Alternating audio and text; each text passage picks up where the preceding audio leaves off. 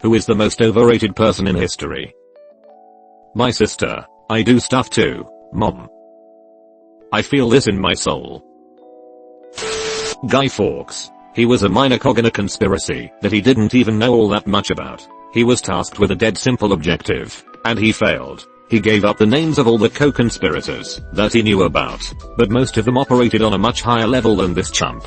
So they got off mostly scot-free. He had one job and he fucked up 3. Basically, he doesn't deserve the pages that his story is written on in history books. Guy Fawkes Night. I still can't work out if most people are celebrating his attempt or his failure. It's catchier than its original name, Gunpowder Treason Day, which sounds more like a suggestion than commemoration. Gunpowder Treason Day sounds like what Brits call our Independence Day.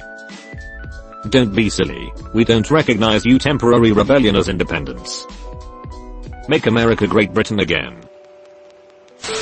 Tutankhamun, or King Tut as he is sometimes referred. He was a boy pharaoh that only reached the age of maybe 18.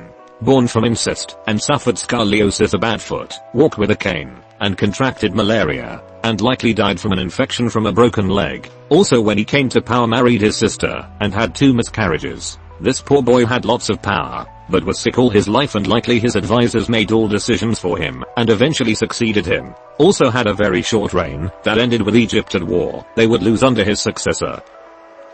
Sadly, the royal family in Egypt at that time frequently married their half-siblings. The last doc I saw on Tut theorized that he broke his foot in a chariot race. He's not remembered because he was a great ruler, but because his pristine tomb was found. Tomb raiders have destroyed and stolen the contents of so many tombs that finding his tomb taught historians a great deal. So Tut wasn't the big deal. Finding his intact tomb was.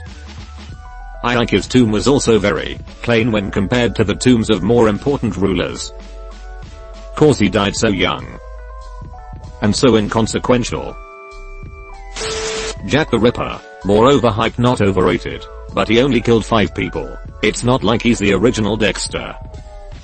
Yeah, I really hate this story. Overtold. Over-theorized. Only reason no one has pinpointed him was because it was in 1888 before crime investigation matured, and they didn't have the technology. Now back to my hunch. Pythagoras. He didn't make a \2 plus b \2 equals c \2 at his own. One of the students did. He made it better and proved it. How could you make that any better? Did his student misspell one of the letters or something?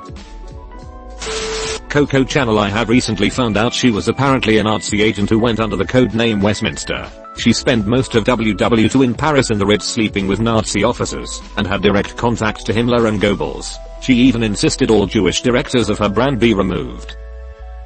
Also, the perfume smells weird. This whole thread can be summarized as surprise ending. Nobody is perfect. Pobbard is perfect. Nice stroke, Pam. Maya Khalifa. Her thinking she's a big person in sports now is ridiculous. No one follows her for her sports opinion, lol. Ted Bundy. People claim that in terms of serial killers he had high intelligence. He didn't. He dropped out of law school because he couldn't keep up with his peers. So he was of average intelligence. He's just being compared with other serial killers who overall skew lower in terms of IQ. And no, his crimes weren't clever. He broke into the basement of a sorority house and bludgeoned 2 girls to death with a log from the fireplace while they were sleeping.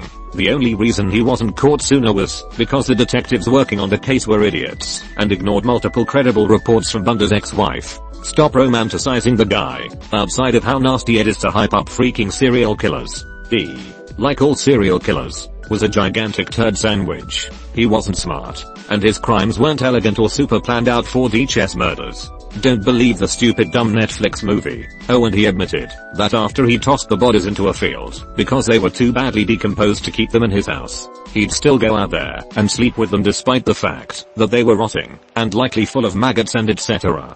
Dude was sick. People need to stop romanticizing crime. The Unabomber. That's your go-to insanely smart crazy person. Funnily enough also named Ted. What is it with killers named Ted Bundy, the Unabomber, Ted Cruz? Mother Teresa believed the suffering of the poor was beautiful. She also let the sick people she helped go without medicine to bring them closer to God. Different story when she became sick though. Let's be real here. Who isn't overrated? Newton. That guy was the last man on earth who knew everything on the different fields of science from his time. Most of the time Newton is underrated when people only associate gravity to his name. Newton might as well be the smartest dude of his time. Thank you, Newton, for calculus, close bracket. Angry Leibniz noises. Iranus Metaxas. He was the leader of Greece from 1936 to 1941, most famous for not surrendering to fascist Italy during WW2. The only problem is that Metaxas was a fascist dictator himself. Yes, but he was our fascist dictator. I'm gonna have to go with Hitler. His paintings really weren't that great. Hitler could have become a great flower painter, but he chose the easy path. Ken M.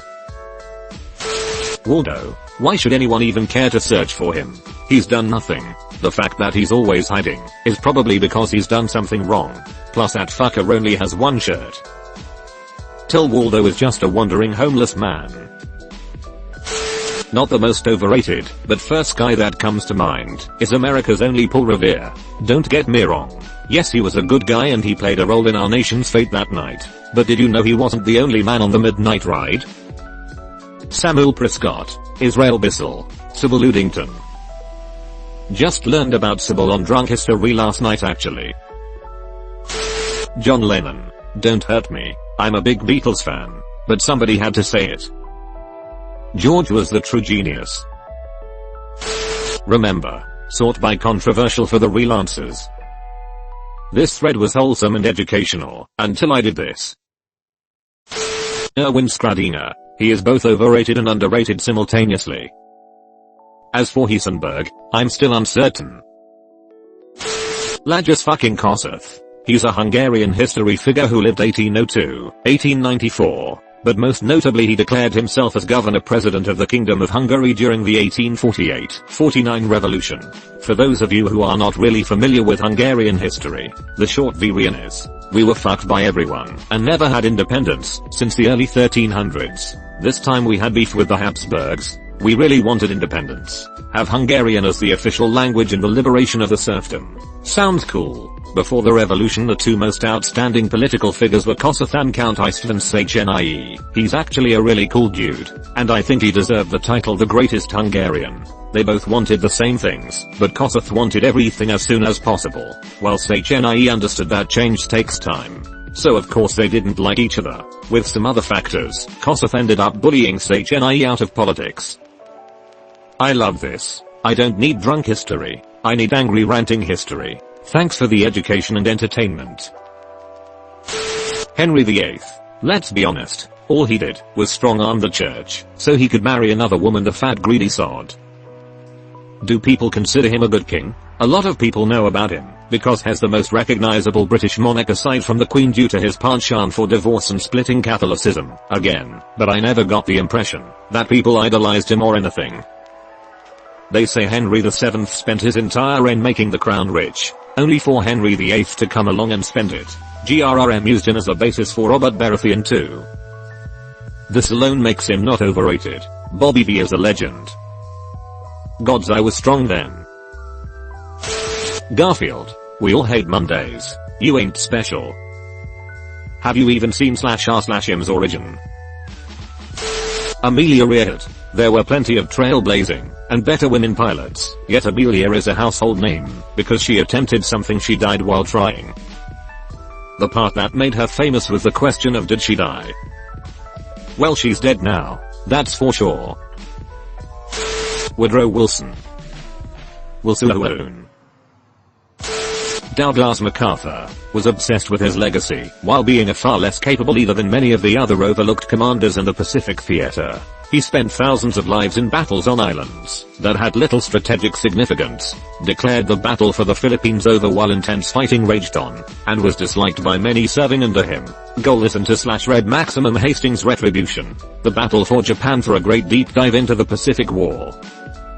My grandpa had a story about MacArthur. He didn't like him very much. So Grandpa was stationed somewhere in the Philippines and MacArthur was scheduled to spend an extended visit at their base. Now, MacArthur traveled everywhere with a full-size refrigerator, apparently. Have you ever tried to lift a 1940s refrigerator? They are heavy as shit. So Grandpa's platoon gets assigned to fridge duty. They haul it off the boat and up this giant hill where MacArthur was to be staying. No sooner do they get it up the hill than they get word that there's a possible air raid incoming, and the general needs to be evacuated to a facility at the bottom of the hill. And where MacArthur goes, so goes his fridge. Back down the hill they go, but then the air raid is a false alarm, and MacArthur goes back up the hill. Back up the hill they go. According to Grandpa, this happened a good 3 to 4 times during this one visit. So when MacArthur made that famous speech about "I shall return to the Philippines," Grandpa's response was, "I sure as hell hope not." Sir, there's an air raid. What would you like us to do? First things first, I need my fridge. Was he sponsored by Coca-Cola? So many controversial options. I love that 50% of them are people who are alive, that Redditors don't like. In history, God, I really hate MIAKHALIFA. Pablo Escobar. He was a murderer. You shouldn't like him. Dude straight up blew up a commercial flight full on innocent people. He wasn't just a murderer. He was literally a terrorist. Henry Ford. In business, engineering, and manufacturing, he's revered like a god. Professors like to gloss over his overwhelming anti-Semitism. Ford wrote and published a wildly anti-Semitic newspaper, which was spread around the Ford Motors facilities. Those papers were published in Germany and became incredibly popular with the Third Reich. Heinrich Himmler described Ford as one of our most valuable, important, and witty fighters. Hitler praised Ford in Mein Kampf and referred to Ford as an inspiration. The admiration went both ways, because Ford was a Nazi sympathizer to the highest degree, hosting Hitler's representatives in his home and hobnobbing with Nazi officers. On his 75th birthday, he was awarded the Grand Cross of the German Eagle, the highest medal Nazi Germany could bestow on an American. But all anyone cares about are his effing assembly lines, which he didn't even invent. The assembly line idea actually came from Ransom E. Olds. Ransom E. Olds. With a name like that, it sounds like his parents pushed random on character creation. 6x99. He doesn't need that much attention. Fuck it. I'm off to the controversial section. Muhammad's sincerity in claiming to be a prophet, his morality, his ownership of slaves, his treatment of enemies, his marriages, his treatment of doctrinal matters, and his psychological state. Muhammad has been accused of sadism and mercilessness, including the invasion of the Baruch Qurayza tribe in Medina, sexual relationships with slaves, and his marriage to Aisha when she was 6 years old, which according to most estimates was consummated when she was 9. To be honest, if this is God's messenger, I would rather go to hell.